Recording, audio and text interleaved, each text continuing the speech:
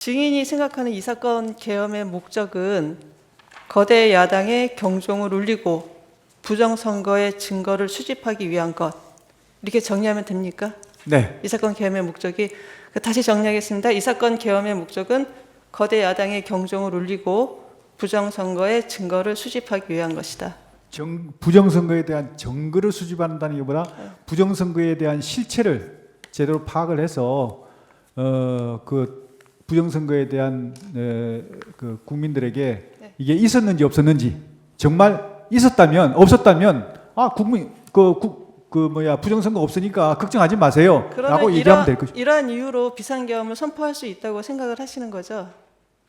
그러니까 이러한 목적을 위해서 비상계엄을 선포할 수 있다, 이렇게 생각을 하시는 거죠? 그 비상계엄 요건은 네. 대통령님께서 판단하시는 것이기 때문에 알겠습니다. 그 요건에 대한 것은 대통령님 몫이라고 생각합니다. 그 국가 비상 입법기구 아까 말씀을 하셨는데, 그 입법 권한을 실행할 기구를 아마 생각을 하신 것 같아요. 네. 예, 그게 그러면은 그 5공화국 당시에 국가 보위 입법 회의하고 좀 같은 성격으로 보면 되겠습니까? 아닙니다. 그거하고는 다릅니까? 전혀 다릅니다. 이거는 그럴 것 같으면 제가 국무총리나 그런 분한테 이걸 주지 왜 기재부 장관에게만 줬겠습니까? 기재부 장관에게 준 것은 기재부 장관이 할 수 있는 역할을 하라는 거거든요. 그래서 기재부 장관이 할 수 있는 게 그 역할입니다. 예, 시간이 많이 돼가지고 3분만 드릴 테니까 3분 내에 맞춰 주십시오. 예. 지금 비상입법기구 단어 때문에 굉장히 오해가 있는 것 같습니다. 이게 비상입법기구를 생각하셨을 때 이게 국회를 대신하는 입법기구를 생각하신 건 아니죠. 그럴 것 같으면 제가 기재부 장관에 주면 안 되고 국무총리한테 줘야 될 것 이게 같아요. 자꾸 과거에 국보위를 연상시켜서 국회를 해산시키고 국회를 대체하는 무슨 입법기구를 만드는 것처럼 오해를 하고 있는 것 같아서 예. 물어봅니다. 그거는 제가 이렇게 쓸 때 잘못 실수를 한 것 같습니다. 계엄을 선포한 사람은 대통령인 저 자신이니까 아까 계엄 선포의 이유를 그 장관에게 이렇게 물어보셨는데요. 계엄 선포의 이유는 야당에 대한 경고가 아니고요. 주권자인 국민에게 호소해서 엄정한 감시와 비판을 해달라는 것이지, 야당에 대한 경고는 아무리 해봐야 소용이 없습니다. 야당에 대한 경고가 먹힐 거면 이런 비상계엄을 할 필요가 없습니다. 주권자인 국민에 대해서 한 것이고요. 그리고 국보위라는 말씀을 자꾸 하시는데, 국보위라고 하면은 이 상황에서 기재부 장관한테 얘기한다는 것 자체가 완전히 넌센스고, 국보위를 하는 만약에 상황이라 그러면 이런 거 줄 필요 없습니다.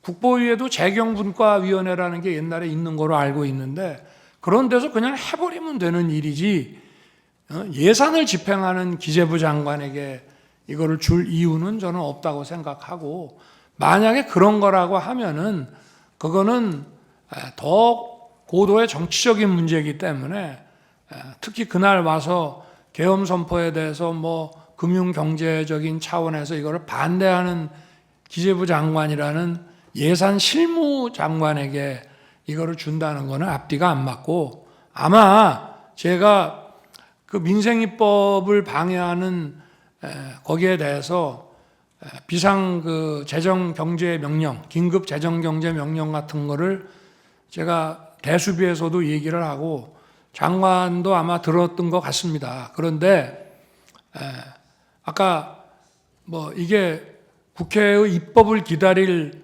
시간이 없는 거냐? 맞습니다. 입법을 하려면은 지금 몇 년을 했는데도 안 됐고, 또 입법하는 데는 어마어마한 시간이 걸립니다.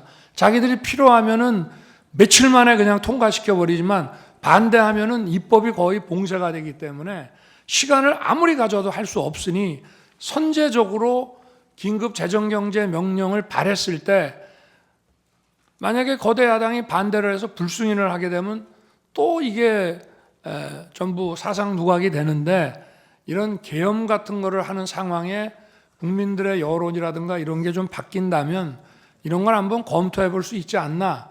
저도 처음에는 무슨 말인지를 몰랐는데 오늘 얘기하는 거를 보니 그런 거는 같습니다. 그런데 지금 우리 재판관님들께서 의문을 가지시는 국보위 같은 개념이라면은 그런 거를 시행하려고 하면 아직 군이 출동하기도 전에 먼저 대국민 계엄 선포 담화를 하고 군이 1시간 후에 국회에 들어갑니다. 제가 물어봤습니다. 계엄 선포하고 군 이동 지시를 해라. 그러면 얼마 걸리냐? 그랬더니 1시간 이상 걸린다. 그러면 그 사이에 들어갈 사람은 들어갈 것이다.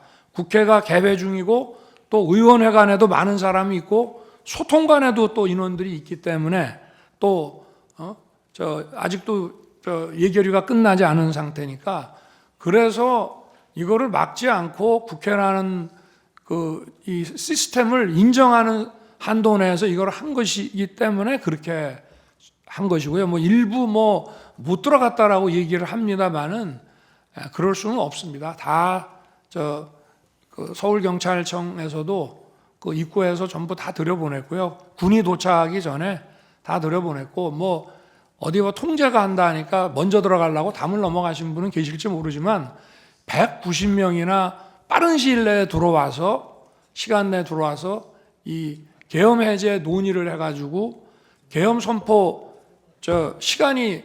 계엄 효력 발생 시간이 11시인데 1시에 벌써 계엄 해제 요구 결의안이 통과됐다는 것은 그 사실 자체만으로 보더라도 이거를 통제하고 막지 않았다는 것을 의미합니다. 그렇게 말씀을 드리겠습니다. 네, 알겠고요.